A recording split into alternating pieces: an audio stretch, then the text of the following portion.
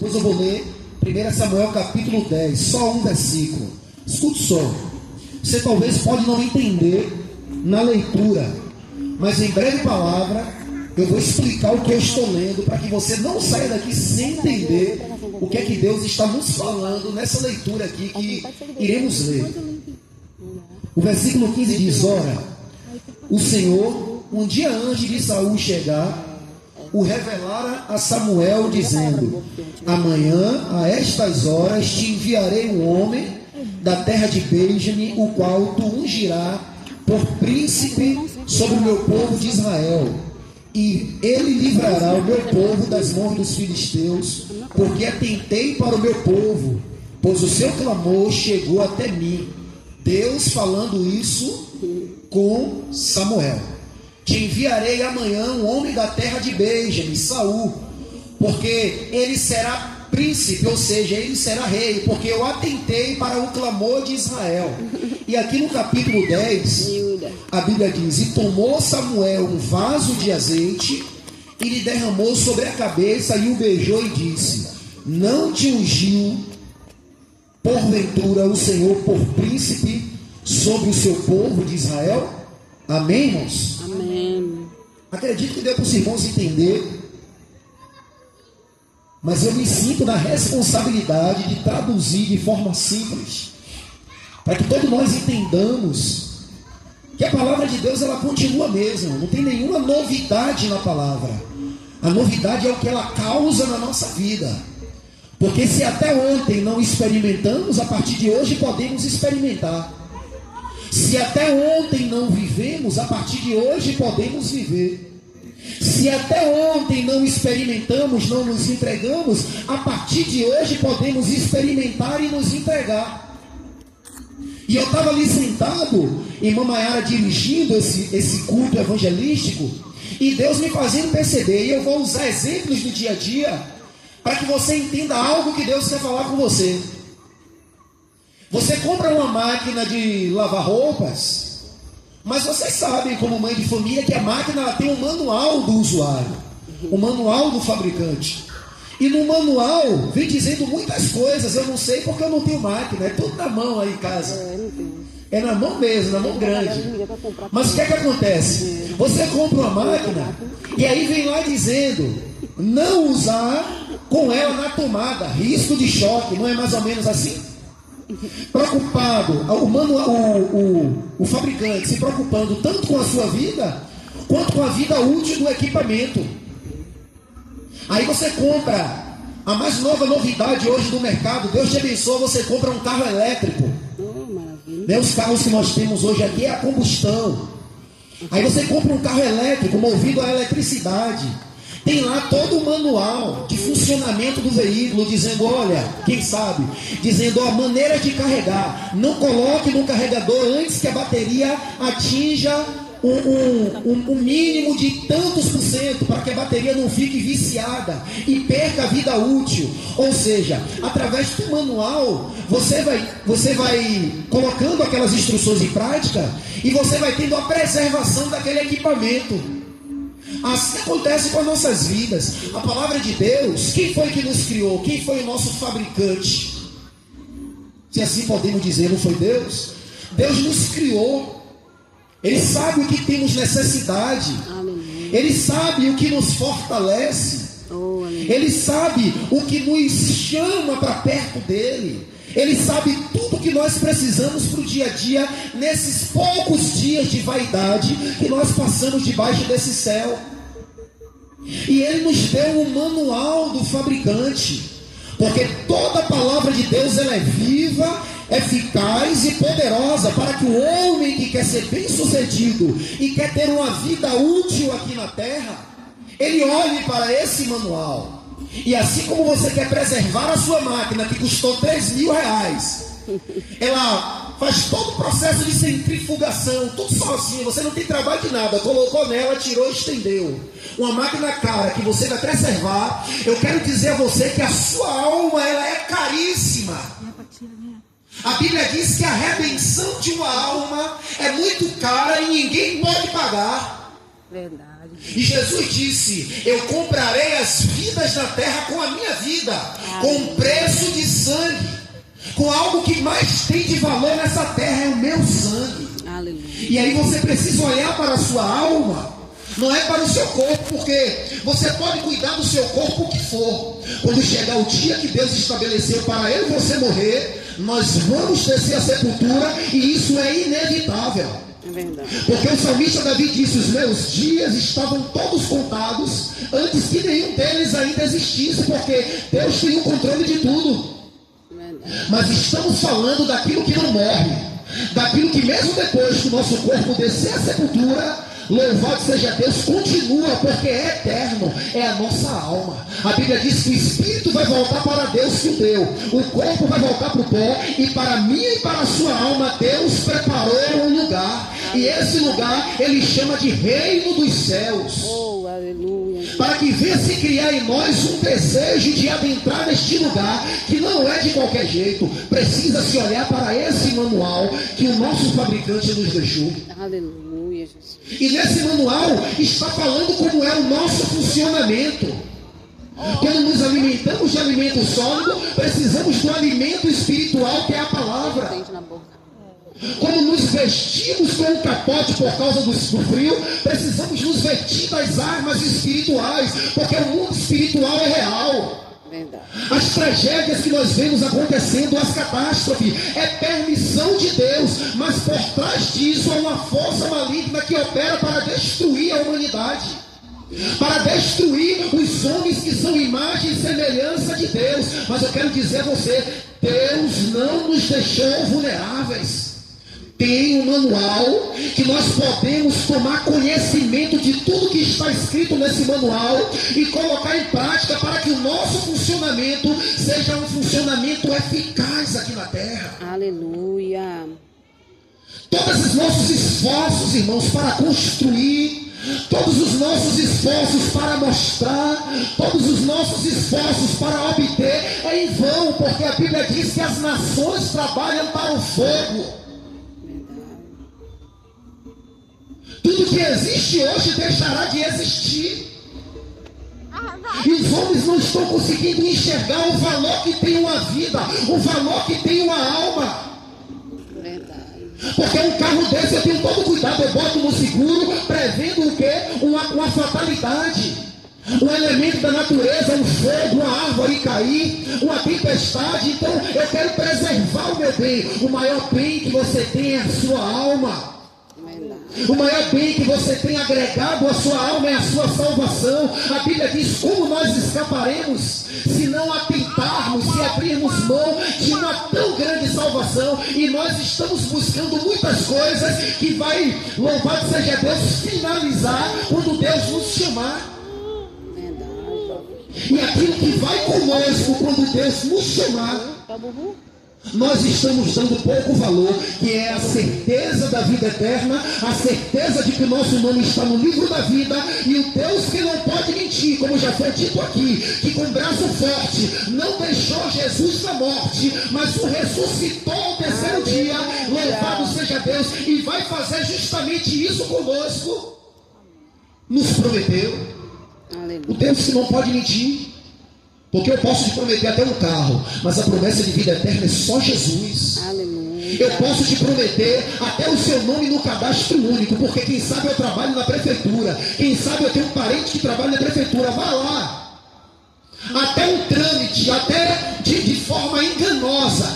Não, ainda que você more com 10 pessoas, ainda que você more sozinho, vá lá e diga que mora com 10 pessoas. Não é assim? A gente mente para conseguir um bem. Por quê? Porque a gente quer, a gente se esforça, a gente dá um jeitinho brasileiro. Não tem chuva, não tem sol quente, não tem dor de cabeça, não tem nada. É meu auxílio, eu quero garantir. E a minha alma, o que eu tenho feito para lutar por a salvação da minha alma?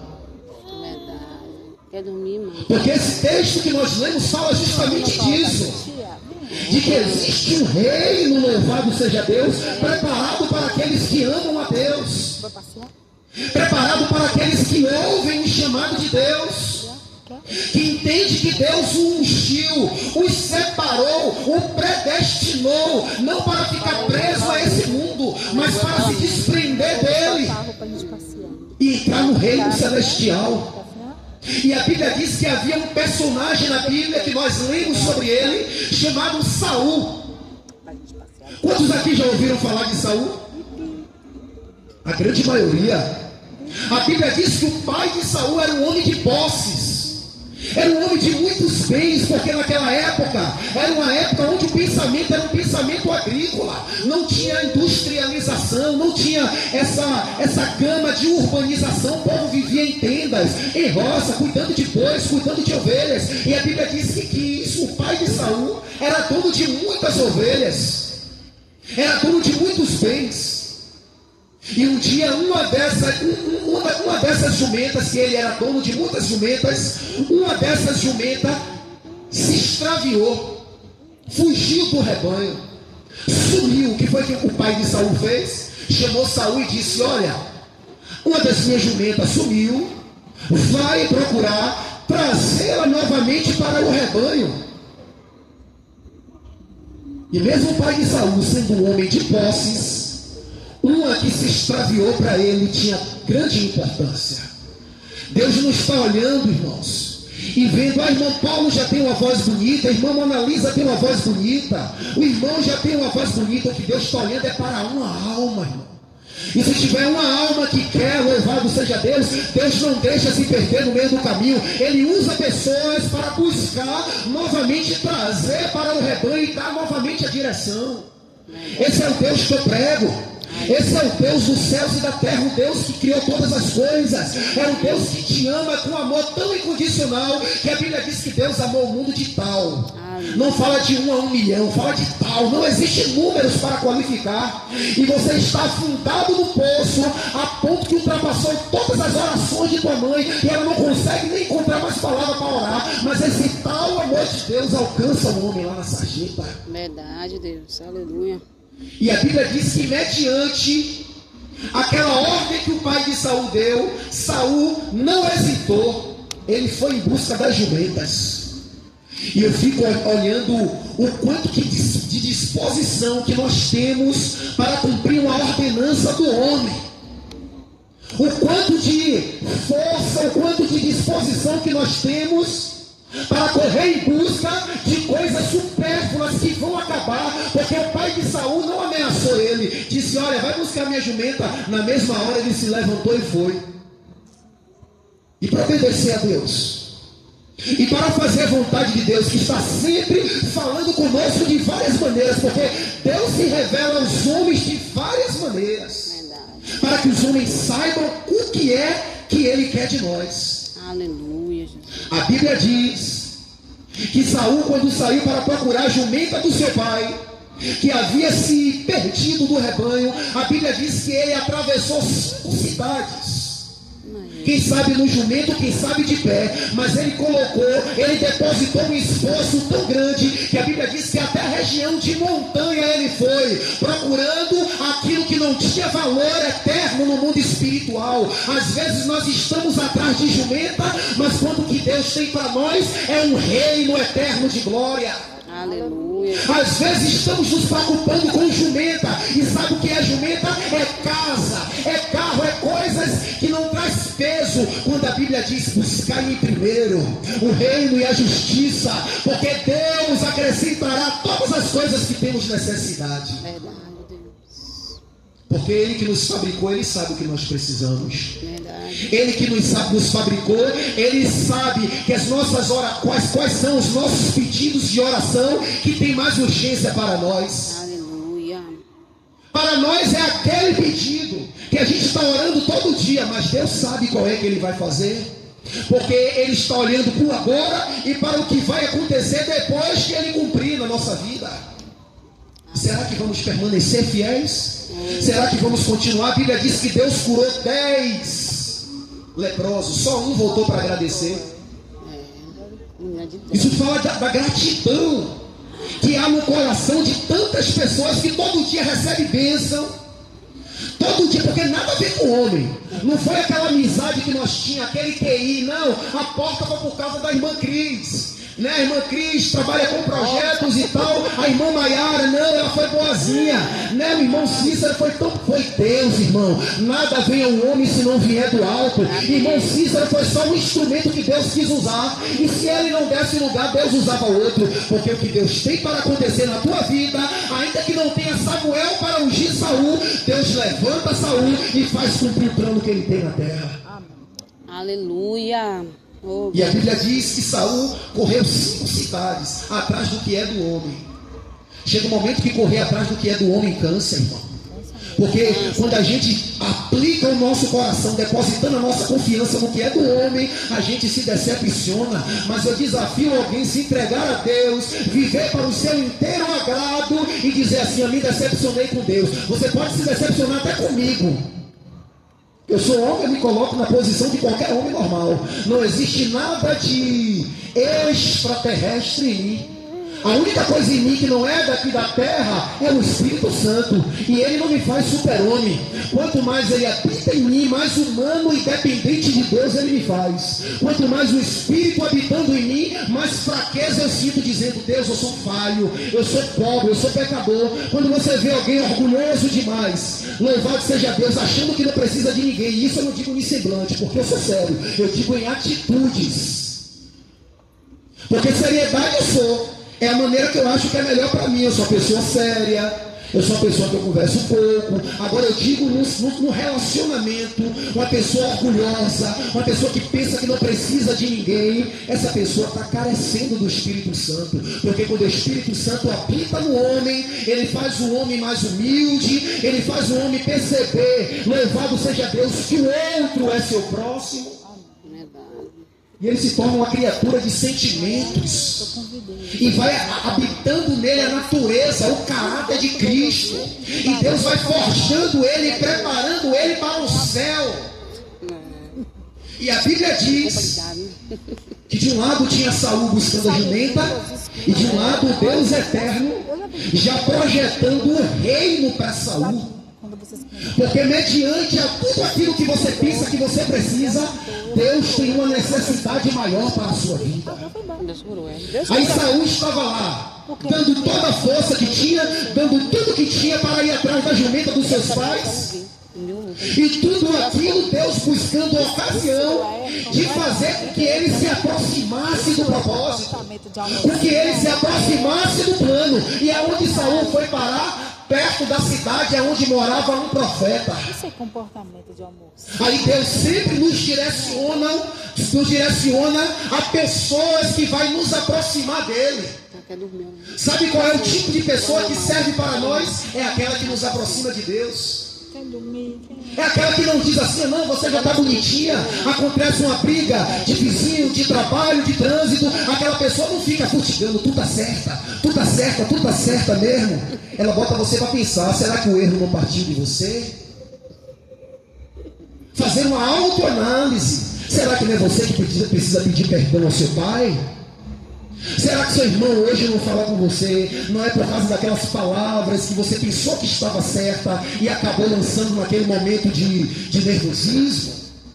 E a pessoa bota você para se aproximar de Deus, porque estava lá Saul correndo atrás de jumenta. Quando ele de tanto correr estava cansado, um dos seus moços olhou e disse assim: Saul disse assim, ó: voltemos para que a preocupação de meu pai não deixe de ser pela jumenta e seja por mim. Aí um daqueles moços de Saul falou assim com Saul: ó, já que estamos aqui, olha o tipo de amizade boa para você andar. Olha o tipo de pessoa que verdadeiramente te ama, até que seja de boca fechada, sem palavras. Aí aquele jovem falou assim: ó, já que estamos aqui nessa cidade tem um profeta de Deus. Tudo que ele fala acontece, vamos lá, e eu tenho certeza que ele vai nos dar a direção em que caminho devemos seguir. Aí está a diferença. Quando o homem quer ou quando o homem não quer algo com Deus. Quando o homem não quer, alguém pode insistir, pode orientar, pode dizer que Deus está ali, pode dizer que Deus mandou, pode dizer o que for. A pessoa busca meios de fugir do propósito. Sabe o que Saul falou? Saul disse: mas se a gente for lá, qual é o presente que a gente vai levar para o homem de Deus? Quer dizer, Para correr atrás dos meus interesses, eu não banquei dificuldade. É a jumenta, vou subir montanha. Vou atravessar a cidade de Salisa. Vou atravessar a cidade de Efraim. Eu dou todas as minhas forças. Mas só para chegar até o homem de Deus, sem falar nada, só para ver o que Deus tem comigo, só para ir em um culto, só para adorar a Deus, aí eu busco um bocado de intempéries. Isso não pode acontecer conosco, porque somos chamados à salvação. E aí Deus vai e descomplica e coloca no coração daquele jovem: não, ainda tem uma quantidade de prata. Aquela época era a época de pratas e de ouro, era algo muito comum naquela época. Aquele jovem diz assim: ó, não, ainda tenho comigo aqui uma quantidade de prata, porque quando Deus quer que o homem se achegue a ele e saiba o propósito que ele tem com o homem, Deus provê, Deus ele supre todas as coisas para que o homem entenda que bom é estar com o Senhor. Aleluia. Aí Saul disse: se tu tem prata, tenho que levar para o homem de Deus, vamos lá. Só que antes dele chegar, Deus já tinha preparado todo o campo, porque um dia antes, foi o que nós lemos, Deus já havia falado com Samuel: amanhã, a essa hora, te enviarei um homem lá de tal cidade, ele tu vai ungir a rei.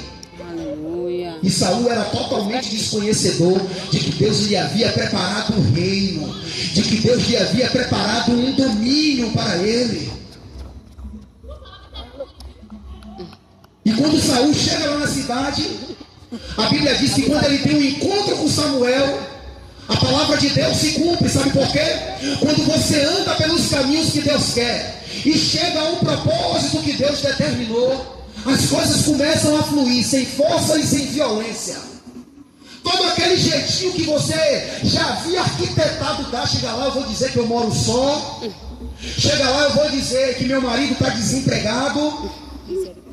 Começa a dar certo e a fluir tudo, porque você agora parou de se preocupar com jumenta, saiu das regiões montanhosas que te levavam em busca do que é do homem, e agora porque você ouviu a orientação de um amigo que te chamou para ir para o culto, que te chamou para ir para adorar, para mais perto de Deus, você agora está desbloqueado, porque as bênçãos de Deus seguem os que creem. Aleluia. E Deus disse a Abraão: Abraão, seja tu uma bênção. Não se preocupe com ovelhas, não se preocupe com casa, seja uma bênção. Abraão foi um dos homens mais sucedidos da sua geração. Você não vê a Bíblia dizendo que Jó correu atrás de ovelhas, de gado, correu atrás de cabra, mas a Bíblia diz que era o maior homem do Oriente. E quando Satanás chega diante de Deus, Deus olha para Satanás e disse: viste meu servo Jó? Deus primeiro não fala, tem muitas ovelhas. Primeiro Deus diz: era um homem fiel, é um homem justo, não tem na terra igual a ele alguém que tenha sede de mim. Os outros estão todos se preocupando com jumenta, casando-se, dando em casamento. Isso é pecado? Não. O pecado é quando eu não busco conhecer quais são as prioridades que Deus tem para mim. Você está na sua casa com seu filho morrendo de fome e com uma roupa para passar. Todas as duas coisas importantes, que você não pode ir para o compromisso machucado e seu filho não pode ficar com fome. Mas o que é prioridade naquele momento? É aquela roupa? Ou é você alimentar seu filho de 6 meses que está se acabando de chorar no berço? E as coisas humanas, nós sabemos perceber, nós sabemos discernir quais delas são prioridade e seleciona em primeiro lugar. Aí a Bíblia, ela nos revela, o nosso manual, quais são as prioridades que devemos enfatizar. E ela diz: buscai em prioridade o reino de Deus e a sua justiça. Ela está fazendo xixi. E até o que você não busca, Deus acrescenta, se for aquilo que Ele tiver para você. Porque Saul não buscava reino nenhum, irmãos. Saul, quando Samuel ungiu Saul e disse: para quem está reservado tudo que há em Israel? Não é para ti e para a tua casa? Saul ficou tão admirado com as maravilhas que Deus fez na sua vida e disse: por que falas assim comigo? Não é a minha família menor de Israel? Não sou eu menor da casa do meu pai? Ele se achou digno, porque ele via que com os recursos dele não era possível de ele alcançar tamanho êxito.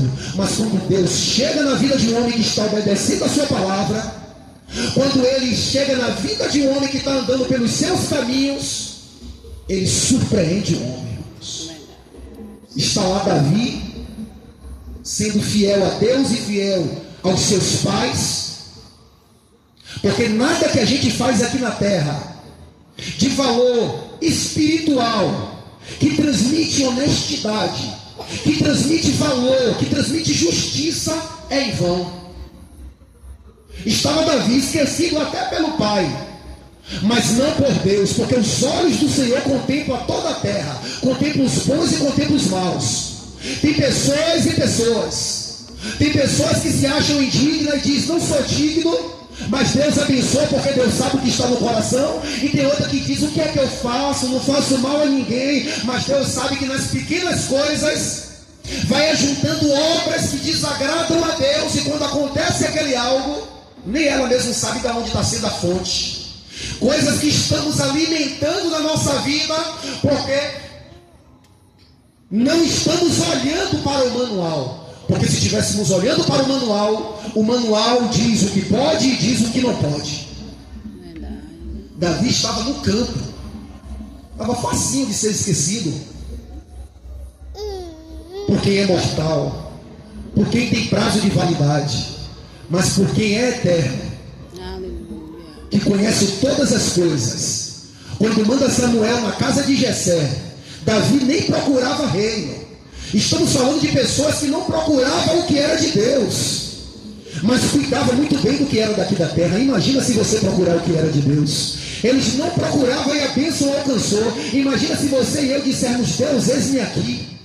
Eu estou disposto a vencer o meu vício. Eu estou disposto a vencer os meus desejos. A Bíblia diz que quando Samuel chega na casa de Davi, diz, olha, Deus mandou vir aqui, Jessé, para ungir um dos teus filhos a rei. O homem já tinha esquematizado tudo, mas Deus também já tinha.